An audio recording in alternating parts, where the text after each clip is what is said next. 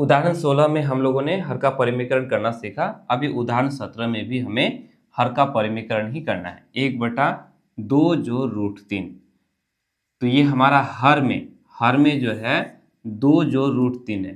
तो 2 जो √3 का मतलब ये हमारा अपरिमेय संख्या हो गया, और हमें हर में जो है बटा में अपरिमेय नहीं रखना, इसको परिमेय में बदल देना है, परिमेय में बदल देना। ऊपर वाला अंश नीचे वाला हर होता है। चलो कोई बात नहीं, लिखेंगे हल। ठीक है, अब देखो यदि, हाँ उतार लो इसको, 1/2 जोड़ √3 इतना है ना। अब हमें क्या करना है, उदाहरण 16 की ही तरह हमें गुना करना है। अब देखो इसको हम किसके साथ गुना करें, इसे हम किसके साथ गुना करें कि ये दोनों जो है गुना होकर के परिमेय हो जाएगा। तो पिछले कई उदाहरणों में हम लोगों ने देखा, सिंपल याद रखोगे, जब यहाँ जोड़ में रहे तो अगला जो है ना आपको क्या करना है, जो संख्या उसको बदलना नहीं है, चिन्ह को बदल देना है। 2 घटा √3 कर देंगे। ठीक है, ऐसे में क्या हो जाएगा, ये एकदम परिमेय बन जाएगा। कैसे बनेगा मैं बता रहा हूं। इसी को फिर ऊपर में भी लिख लेना है, 2 घटा √3। तो फिर इस दोनों को अगर काट देंगे तो वही का वही बच गया, है ना।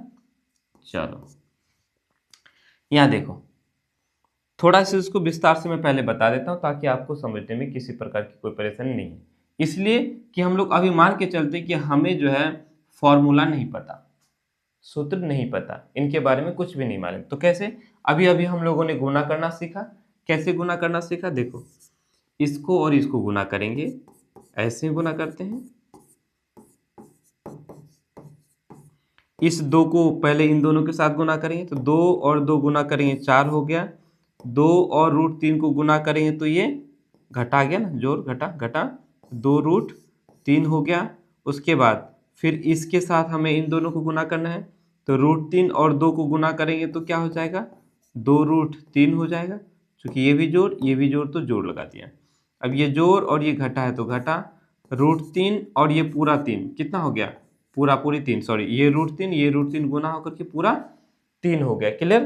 तो यहाँ से क्या हो जाएगा, देखो 2 √3 जोड़ में यहाँ, 2 √3 जोड़ घटा में यहाँ, तो दोनों कैंसिल हो गया। अब यहाँ क्या बच गया, सिर्फ 4 घटा 3 बच गया। तो 4 में से 3 गया, 1 हो गया। बोलो ये 1 हमारा परिमेय है कि नहीं।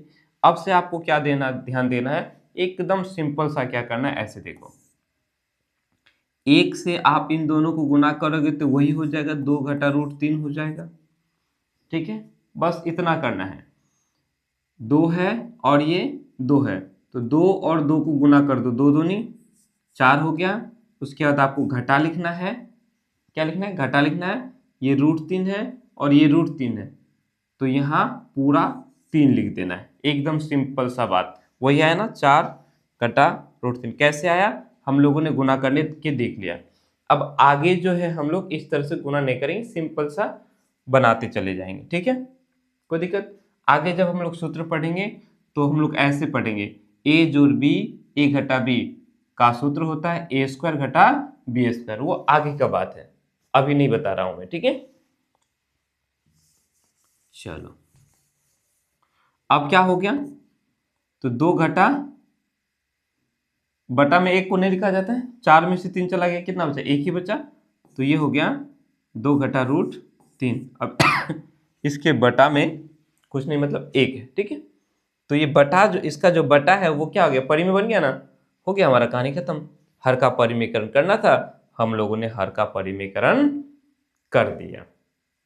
ठीक है, ऐसे मैं आपको कुछ और उदाहरण दे देता हूं बनाने के लिए, ताकि आप इसको प्रैक्टिस कर सको। 1/3 जोड़ √5 दे दिया, आप इसको कर लो प्रैक्टिस। ठीक है, चाहे तो ऊपर में मैं अगर यदि 2 दे दूं तो कोई दिक्कत, 2 बटा इधर मैं √3 डाल देता हूं और यहाँ जोड़ डालता हूं, यहाँ मैं 5 डाल देता हूं। आप इसको भी, इन दोनों का प्रैक्टिस कर लेना। ठीक है, चलो उतार लो इसे अच्छे से।